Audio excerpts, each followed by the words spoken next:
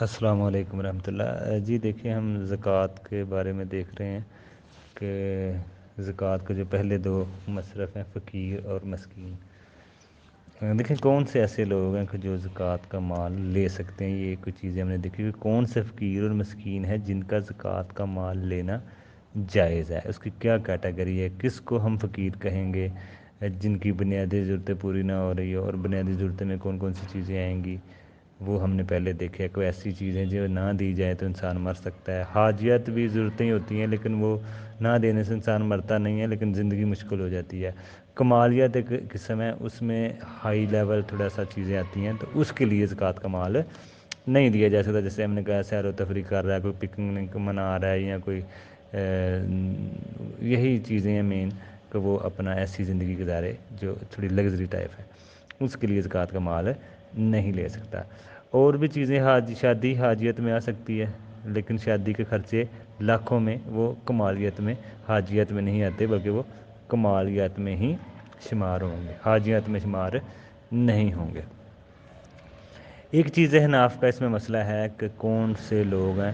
فقیر مسکین جن کو زکوٰۃ کا مال لینا جائز ہے، کون سے لے سکتے ہیں۔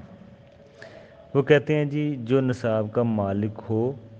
وہ فقیر مسکین کی کیٹیگری میں نہیں آئے گا۔ نصاب مطلب چاندی، 52.5 تولے کی چاندی کے برابر جس کے ہاں پیسے ہیں تو وہ نہیں آئے گا۔ ان کے ہاں دو کیٹیگری ہے، ایک ہے نصاب کا مالک اور ایک ہے نصاب کا مالک نہیں ہے، یعنی کہ یہ مالک ہے یا نہیں ہے، یہ دو ہی کیٹیگری ہیں ان کے ہاں۔ جو اس کیٹیگری میں نہیں آ رہا نصاب کی مال کے وہ زکوٰۃ کا مال لے سکتا ہے، اتنا لے سکتا ہے کہ وہ زکوٰۃ کی کیٹیگری میں، نصاب کی کیٹیگری میں نہ آ جائے۔ 52.5 تولے چاندی کسی بھی مال نصاب کو وہ پہنچ رہا ہو تو زکوٰۃ نہیں لے سکتا، یہ ان کی رائے ہے۔ اگر وہ نصاب کا مالک نہیں ہے اور ضرورت مند ہے، ضرورت مند بھی نہیں ہے تو نہیں لے۔ وہ کہتے ہیں اگر زکوٰۃ کا مالک نہیں بھی ہے لیکن ضرورت مند بھی اگر نہیں ہے نا تو وہ نہ لے، تو نہ لے وہ یہ کہتے ہیں احناف۔ لیکن ضرورت مند ہے تو لے سکتا ہے، نصاب کا مالک نہیں ہے لیکن ضرورت مند بھی نہیں ہے تو نہ لے۔ ہاں اگر نصاب کا مالک نہیں ہے ضرورت مند ہے لے سکتا ہے۔ احناف کے ہاں یہی مسئلہ ہے۔ مثلا ایک شکل یہ ہو سکتی ہے کہ کماتا ہے، وہ انسان اپنی ضرورت کے لیے پورا اس کو جمع نہیں ہوتا، جتنا کما رہا ہے وہ ساتھ ساتھ کھا رہا ہے، یہ بھی ایک شکل ہو سکتی ہے، ٹھیک ہے نا۔ ضرورت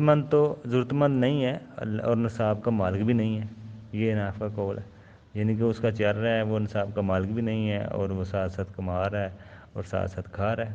ٹھیک ہے نا۔ یہ ان کی ہاں ایک رائے پائی جاتی ہے۔ دوسری حنابلہ کے ہاں، امام احمد بن حنبل کے ہاں ایک رائے پائی جاتی ہے کہ ان کا کہنا ہے کہ اگر فقیر مسکین کے پاس 50 درہم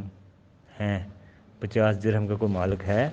تو وہ فقیر مسکین کے حکم میں نہیں آئے گا۔ جو آج کے حساب سے تقریباً 50 درہم کتنے بنتے ہوں گے، 200 درہم تو 52.5 تولے چاندی ہے نا،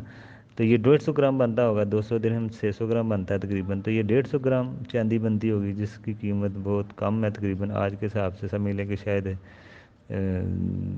20,000 بنتا ہو، تو یہ بہت کم ہے۔ یہ اس ٹائم کے حساب سے کچھ ہو سکتا ہے اس کی ویلیو ہو، لیکن آج تو بہت یہ کم ہے۔ یہ ان کی ایک رائے ہے کہ اتنے پیسے اگر کسی کے پاس ہوں 20,000 تو وہ نہ لے۔ باقی دیکھیں آگے بھی ہم اس کی تھوڑی سی وضاحت دیکھیں گے کہ یہ ان کی جو قول ہے ان کی کیا دلیل ہو سکتی ہے، کہ جو کہتے ہیں جی یہ احناف کی کیا دلیل ہے، ان کی کیا دلیل ہے، جو کہتے ہیں 50 درہم کا مالک ہو تو مسکین کے حکم میں نہیں آئے گا۔ اس طرح ان کی نا آگے دلیلیں بھی آئیں گی، بہرحال ہم دیکھیں گے کہ کس وجہ سے یہ کہتے ہیں۔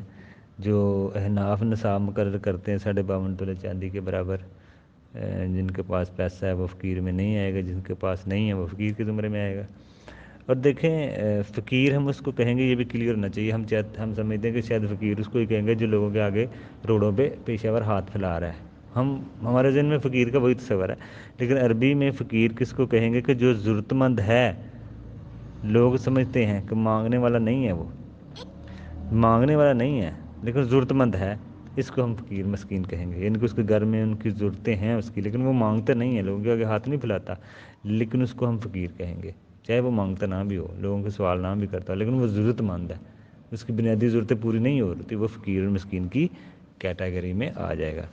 تو یہ اہل علم کی رائے ہیں، جو بھی کسی کو رائے بہتر لگے، لیکن صحیح مسئلہ یہی ہے، اس میں بہتر یہی نظر آتا ہے کہ انسان دے سکتا ہے، آگے انشاءاللہ آئے گا کہ کتنا فقیر کو مال مل سکتا ہے، 1 سال کے لیے بھی دے سکتے ہیں،